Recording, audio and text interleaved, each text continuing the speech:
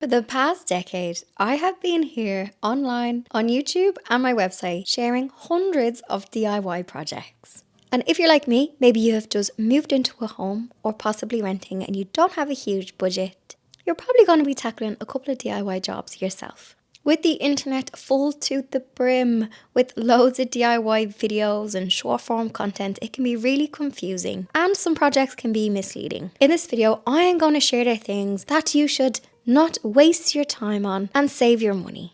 So here are the DIYs that, in my opinion, they don't work.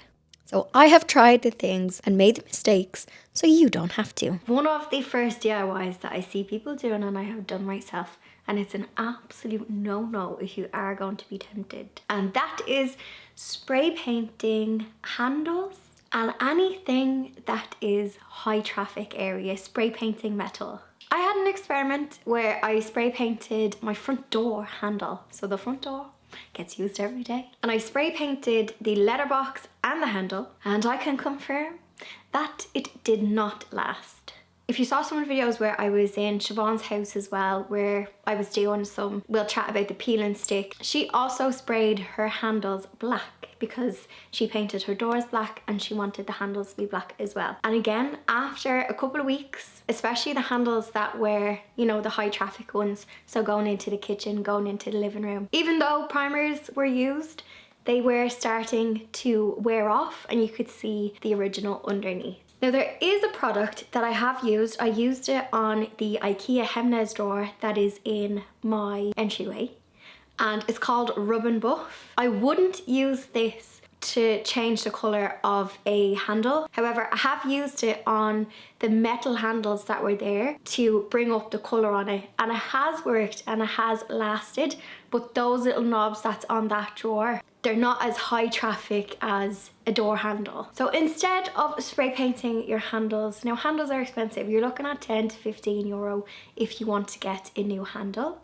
I have seen handles at, you know, markets, car boot sales, but again, if you're looking for a certain amount, you might not get ones that can, you know, match around the house. If you have brass ones yourself, it could be a case of just getting a bit of brasso and cleaning them up. But when it comes to handles, spray painting, painting them, any quick fixes on them, from me, it's a big fat no. Put some money aside and get yourself some nice new handles. Have a look on secondhand websites or wait for an L sale to happen. Now, the next one might be a little bit controversial, and I did mention and chat about it in a video in December, but peel and stick. I have had experience where I've had to remove peel and stick, not from my own projects, from other projects in Siobhan's house. I dabbled with a few things peel and stick in my own house and I am not a fan of it. Peel and stick is something that you see a lot in the short form snappy videos, and people are like, oh look how I removed it, and they make it look really easy. When I was removing peel and stick tiles from Siobhan's, it was an absolute nightmare. Even though we were using a hairdryer and a heat gun to try and lift it and get it off, a lot of the tiles, obviously there's so many tiles on the market, I'm not speaking for all of them. However, trying to remove all of that residue was an absolute nightmare. You guys gave a lot of tips in the comments about using different things to spray on the residue to try and get it off, but it's not as easy as what they make it look like in those short snappy videos. We did a peel and tile project just to tide us over in the kitchen before Christmas. So she picked up peel and stick tiles. Now, firstly, Siobhan is someone who watches a lot of TikTok. So she does come to me saying, oh, I saw this on TikTok, can we do it? And I have a little look with my skeptical, logical DIY head, and I'm like, okay, you know, that won't last, or we can try it, but you know. So putting the peel and stick tiles on our kitchen backsplash was something that she had already bought them. If you're new to my channel, I did a bit of tiling. I'm building my confidence up to tile the backsplash, and I really want to tile her backsplash for her. I want to do my own as well, but did a tiny little tiling project in the bathroom just to get a feel for it, because I haven't tiled anything on a wall before. Did a few little small tiling things to build my confidence, but that is my goal. I would love to tile her backsplash for her, with the tiles that she wants. Peel and stick is often marketed as a budget quick fix. However, when I added up how much Siobhan had spent on the peel and stick tiles with shipping, so let's say your peel and stick tiles are 20, 25, 30 quid a box. Some of them are even 50, 100. I bought the box of tiles to do Siobhan's little bathroom area, 36 quid. I have half a box left. Granted, you have to factor in the cost of the grout, your adhesive, and your tiling tool, so your grout float and things like that. And I know some people are going to be renting, so changing your backslash is probably not an option. But I don't see it. I don't know if it's as cost effective as they say. Now, with the DC fix for the changing your countertops, so we also changed the countertop. So last year she had white DC fix on it and she decided that she wanted to warm it up with the wood tone. We took off the old DC fix again, leaving some residue, using the heat gun as well, scraping it off. We had to use some muscle. And then we put on a new oak coloured DC fix and it's lovely. I feel like the DC fix isn't as bad to remove as some of the peel and stick tiles. And it's good if you maybe change your mind as well. It is fiddly to stick on. Again, those videos make it look so easy. And I think I'm not as against it as I am with the peel and stick tiles. However, something I've kind of been thinking of is if I'm going to rent or buy a house and I walk into a house and it looks nice, but when you touch it, it feels cheap or it's lifting, it's peeling, and it's full of all this plastic DIY things, it's gonna put me off buying or renting that property. I think in the long term, when it comes down to adding value to your house, I think it's better to pause, save up, and retile or change your countertop. Countertops are expensive. I have an Ikea one, so I got rid of my old counter that was here, which was I think a laminate. And the budget option for me, instead of DC fixing it, I wanted to just change it to white. So I ended up getting the Ikea countertop. I think it was about 500 quid because I had to get a custom size made. And that's including getting someone out to fit it, stick my sink back in and change the tap. So you're spending a bit more, the quality is better. Even though it's not a big marble, you know, it doesn't have, you know, peel and stick lifting off in areas, which happens. Another thing to notice as well, if you see videos where they're pushing, oh, this peel and stick is so easy, look, I'm removing it, great. I'm always like, look a bit further. Have they got an affiliate link to that item that they're saying is amazing? Most of the time they do. So it's of course going to be an incentive for them to say that that product is amazing, because you'll have a look, maybe they have an Amazon affiliate or an affiliate link to them, so they're gonna get a commission if you then go and purchase it. And something I've noticed, I absolutely hate TikTok. I don't have an account, I don't look at it, but obviously I see short form content on YouTube Shorts and Instagram Reels. And I've noticed from Siobhan, when she is scrolling and she sees something, she gets this immediate want to do it. I feel like I am her groundingness to bring her back in. You're not alone if you get that, oh my god, I want to do that now, that looks so cool. But I always think it's always better to have something that's nicer in quality. Something that I have done in the past, and it might be a nice alternative, is using vinyl on your existing tiles. So I had an experiment a couple of years ago where I used some of the Cricut vinyl, stuck it onto the tile, and then someone in the comment section asked me, is it easy to remove? So I removed it. And I found, yes, it is easier to remove, but you have to use a blade to get it off. There was some residue left, but I was able to wipe the residue off with a bit of like alcohol solution. That could be an alternative. And also, I get asked about painting tiles. It's another thing I'm against doing. I have a lot of painted kind of furniture in the house. So people always ask me about painted tiles. I actually haven't done painted tile projects in the house because for me, I don't like the texture. To me, a tile should be lovely, silky, smooth, and painted tiles, especially if it's a matte or something, they just give me the ick. It's just a personal thing. I'm not saying your painted tile project looks crap. For me, I don't like it. It's a texture thing. And Siobhan actually has painted tiles underneath. So when we took off the layer of peel and stick, she had painted tiles underneath, and the painted tiles actually did hold up well, but just for me, it was a texture thing. If it's a short-term thing to tide you over until you can afford to change, you know, your backsplash or your bathroom, then yeah, try it, you know, it might tide you over till you can either change the tiles yourself or afford to pay someone to do it. But I'm not a fan of it. Also, just when it comes to flooring, if you saw, I was doing a project in France, the bathroom project, and the floor, so she had bought a packet of peel and stick tiles, and I was like, no more peel and stick. But what can I do that's on a budget? Because we don't have a budget. I used all leftover materials in the bathroom from previous projects I've done, and the floor ain't looking so fresh. So I'm after ordering an offcut for €60 of this vinyl lino. The bathroom floor is like 5 foot by 2 foot. It's really small. So I got this herringbone vinyl. Now it hasn't arrived yet, and I'm gonna see if I can use that. Again, it's just one step up from the peel and stick, and because it's an offcut, the floor tiles, I think she paid 30 quid. She needs 2 packets. It's gonna be the same price as peel and stick. I might have to just get a bit of adhesive to stick it down, but the quality is just a little bit better than the peel and stick, and I think it's gonna last a bit longer. Again, I'll experiment with it. I'll give you feedback and let you know how it holds up. So in short, my opinion on peel and stick is save up and get it done proper. But listen, I would love to know if you've had some success with peel and stick. Granted, there's so many different brands. Some stuff is going to be better quality than others, but the ones I have come across, especially the things that you see on Shein and Amazon, I don't think the quality is good on those. Another thing I see online is people with sticky wallpaper. Sticky wallpaper. I love a bit of wallpapering, but I know for a long time I was intimidated by wallpapering because it can feel really messy to remove. And then I remember years ago as a kid, I think I just had the wallpaper PTSD from being a kid. Hadn't been handed a scraper to help out with removing the wallpaper in my granny's. She would have that wallpaper from the 90s, very hyacinth bouquet.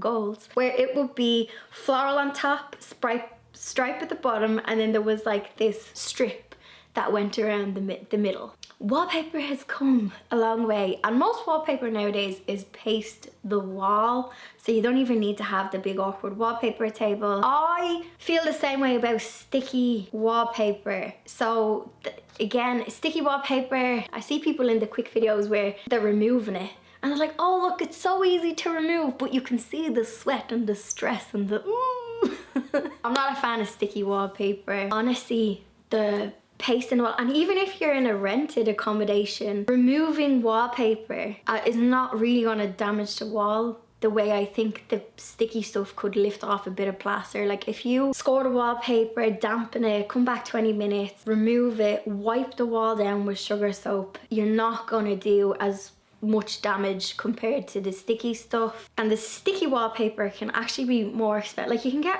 depending on the wallpaper you want, I mean in B&Q and those places, Woodies and all, you can get wallpapers 20 quid a roll, whereas some of that sticky wallpaper stuff that's marketed as like renter friendly could be like 60, 70, 80 for a mural. So don't be afraid of a bit of wallpaper. Don't be afraid of it, it's not that bad. Bit of practice getting it right. But I think the sticky wallpaper is marketed as being user-friendly and easy to use, but normal wallpaper is, and it's probably going to be cheaper. Okay, my next thing is Ikea hack. I have done many an Ikea hack over the years in my house, and some of them last better than others. Generally, anything I have, any of the Ikea stuff that I have painted has lasted once I've given it like a proper, you know, primer. The one thing I will say about the Ikea stuff is I did like I still have it, it's in my office, like a storage wall. I use, I think, the Calyx unit, and I stacked it on like a Hemnes that I got for free. Anything from Ikea that's not the wood, I find the wood drawers and stuff, that's good quality, it doesn't fall off.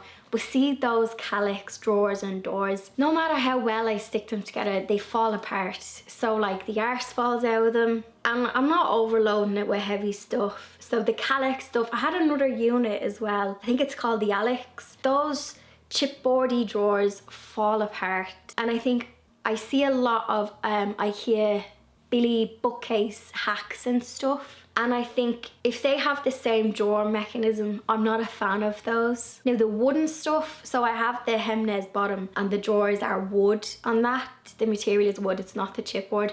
They're good, strong and sturdy, but the ones, you know, the ones, I'll get a close-up of them, I'm constantly having to tighten the little screw and stuff. So if I was to do like a built-in or something just to bear in mind is I don't think those drawers are good quality and they may annoy you over time. Like you could get a really old bookcase frame, or you could get a really old like Welsh dresser and customize it, especially if you're into, you know, things that have like a bit of character and stuff. Or you could get like, if you need something for storage, like an old wooden wardrobe that has solid wood and you could maybe change the front on it.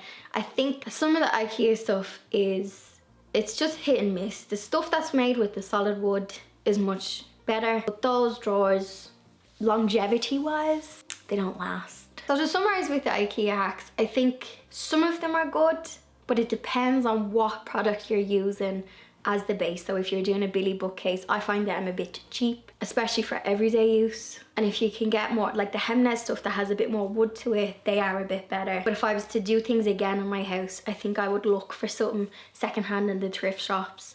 Even if it's a bit more expensive, it's gonna be solid chunky wood. Like look for stuff that's well made and then use that as your bones to whatever you need it to be in your house. Now the next thing I want to mention is decoupage. When I first went to an upcycling workshop, it was over a decade ago, 2014, and it was the era of shabby chic, stenciling furniture, decoupage, and I am still a fan of aspects of that, but there's certain things I did that just did not last. So any of the pieces of furniture where I decoupaged the top, so whether it was like a little side table, a little hall table, anything where I put something on the top surface did not last. So even though I used, you know, the special decoupage sealants and stuff, over time there was a yellowing to it. If I had like a hot kind of mug of tea or something on it, it would kind of, you know, lift or just discolor and not last. However, something I love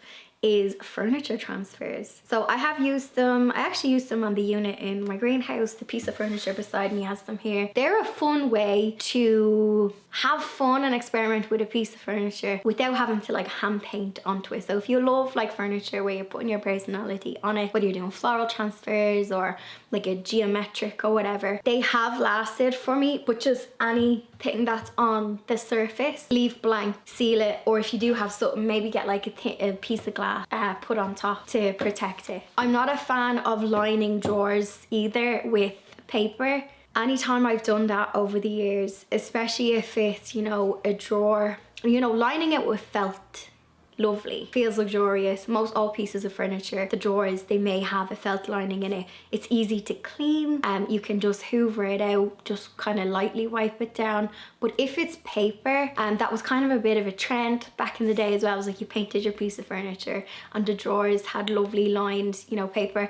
Realistically, I mean, if I opened every single drawer in here, show you me drawers, the inside, whether it's, you know, just makeup or dust or being heavy-handed and sticking things in, you want something that's going to be hard wearing, and in my opinion it doesn't last as long. Even with spraying it and sealing it with like clear lacquer as well, personally is a no from me. Maybe I'm too heavy-handed sticking things into drawers, but I find lining it with paper is not as durable than if you're gonna line it with felt. Decoupage is lovely and creative on things like, you know, mirrors or lamps and things that's not, you know, a vase, like stuff that is decorative but not necessarily high traffic. So I think it's still a fun thing to do.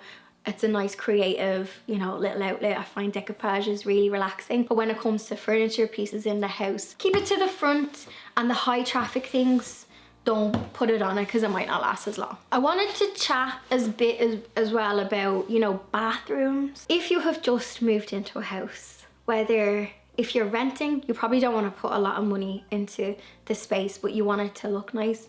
If you have just bought a home, you probably don't have any money left to do any big jobs into it because you're already mortgaged up to your eyeballs, especially if you're in Ireland or the UK, where it's a housing crisis. And like me, when I moved in, I only had very little left to get the bare minimum. Everything was secondhand. A lot of the stuff still is secondhand. And I knew well, first of all, I couldn't afford to be taking out loans to do renovations. So I'm in this house, it's gonna be 12 years this year. I have to save up if I want to do something. So I totally get it when you want it to look pretty until you have the budget to do some renovations. And one of those areas where you can spend a lot of money is the bathroom. But my tips for that space is, if it's really bad, when you go into a space, see if you can change your taps, your fancy bath tap. You can get secondhand stuff online. So if you're looking for something a bit Victorian and vintage looking, that's the style I like, go to the salvage yards. You might be able to pick up something secondhand. But swapping out a tap, it's a bit fiddly, but it could be a way to just refresh it, get rid of the old taps. Maybe they have a bit of scaldy whatever on them. The next thing is giving it a deep clean, so changing the grout. So if there is, like, I'm just speaking from experience, like moldy grout. I hate black moldy grout. Cutting that out and resealing, sorry, I mean sealant. You can have dirty grout as well, but you know the sealant where it goes moldy. Cutting that out and resealing it, you get a thing of sealer for less than a tenner in the DIY shop. So resealing the sink area and the bathtub, swapping out the taps, maybe adding a small piece of furniture for storage and giving everything a deep clean. That's a way to kind of tide you over until you have the money to rip out some tiles and do a renovation. And that's what I did actually with this ensuite. Like, I got that done in 2021. And again, I had saved up the money. Bathrooms are expensive. Bathrooms and kitchens. They're the two things that sell a house, but they're also the two things that are crazy expensive as well. And like that, I've painted my kitchen cabinets and like I love it and I want to change the backsplash and stuff. But again, I want to normalize having to save up for renovations because it's something I see more so on Instagram, where I see, I mean, fair play to them. It's like, we bought a house and we're tearing it down and it's renovations, and like renovating a whole house can sometimes be more expensive than the price of the house, especially nowadays because things are so expensive. I'm in the middle of getting quotes for the mini reno I want to do in my kitchen area. I was saving up, I'm still saving up to do it, and quotes can be mad money. So I want to normalize, yeah, people have to live in the house and save up. So if you do see, I mean, fair play to people online who can buy a house and also afford to renovate it at the same time.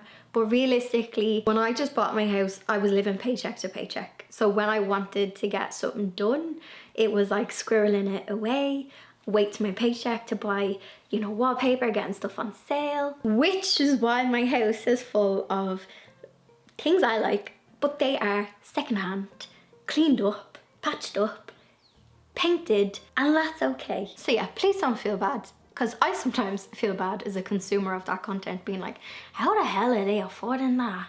But don't feel bad. Comparison is a thief of joy. We all share our highlights on social media, and I just think now, fair play to them. Fair play to you. Because there'll be a time will come, hopefully this year, where I'll do my little reno work that I've had saved up for ages to do. And someone might be like, girl, how is she affording that? Girl, I've been saving.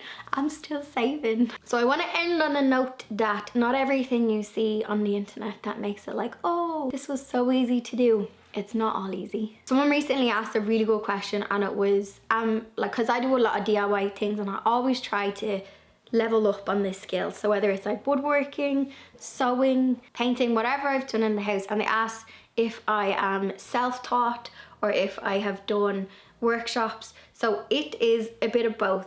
So I, over the years, have gone to workshops like, you know, sewing. I've gone to woodwork workshops. There's actually a one-day workshop for plumbing and electrical in the local school that I have my eye on. So basically you learn from the doing, but what I will say is, if you, whenever you're doing DIY, always stay within your skill set. So there's the stretch zone. So for me to just go in and pull apart and renovate a bathroom, that's too much of a stretch for me. Granted, I do little projects and whatever, but starting small, so something like tiling a black splash or just removing tiles or doing a wood paneling project. So start small I think sometimes, again, you can watch these videos and feel really motivated to do something, like if they can do it, so can I. But the reality is sometimes when you go to do something, in your head you're like, yeah, that makes sense, it's so easy. But then when you get physical and you're knocking things down or you're cutting pieces of wood and they're not lining up, you do get that DIY frustration. But just push through it. You learn from making mistakes, but mistakes can be expensive in your house as well. So stay within your skill set, and like that, I will pay someone to do something for me that I know I can't do myself. Like when I was getting the countertop changed in the kitchen, I paid someone to stick it in for me, and because I was afraid I was going to crack the sink and things like that. So yeah, there's no shame in like not doing everything yourself either. Pay someone to do something that you're not 100% confident in. So I think stay within your stretch zone. Don't overstretch yourself and overwhelm yourself with a project, because you'll end up just resenting it and you'll be like, God, why did I start this? So DIY, yes, it's fun, but you can make costly mistakes. So stay within your your skills. Layer on, practice things, grow your confidence from the doing, but don't take on too much. Let me know in the comment section, what is your proudest DIY that you've done in your house? And also, is there anything you want to add to the list of the DIYs that just don't work? We have a lovely comment section, so if you do have any like questions as well, pop it in the comment section and I'll either reply myself or someone from our lovely community will have the chats as well. I hope this video was of value to you if you are on your DIY journey. If you're new, welcome to the channel. Please do hit that subscribe button. And for my regular viewers, cheeky thumbs up, and I will see you in the next video.